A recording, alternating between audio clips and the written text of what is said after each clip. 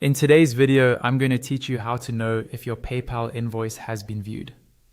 This is really useful if you send invoices to clients or customers and you want to confirm that they've actually opened what you sent. Maybe you're waiting on a payment and you're not sure if the person has seen the invoice yet. PayPal gives you a simple way to check this, and I'll walk you through it step by step. First, sign into your PayPal account using your usual login details. Once you're logged in, look toward the top of the page for the main navigation bar. There, you'll see several options. Click on the one labeled Activity. This is where PayPal keeps a record of your recent transactions, including invoices you've sent. After you click Activity, you'll see a list of your recent account actions. This can include money you've sent, money you've received, and of course, invoices. Take a moment to scan through this list and find the specific invoice you're interested in. It can help to look for the customer's name, the invoice amount, or the date you sent it. Once you've found the correct invoice, click on it to open the details.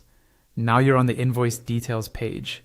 Here you can see information such as who the invoice was sent to, the amount, the due date, and the current status. To check if it has been viewed, you'll need to scroll down a bit. On the left side of the page, look for a section called Invoice Activity.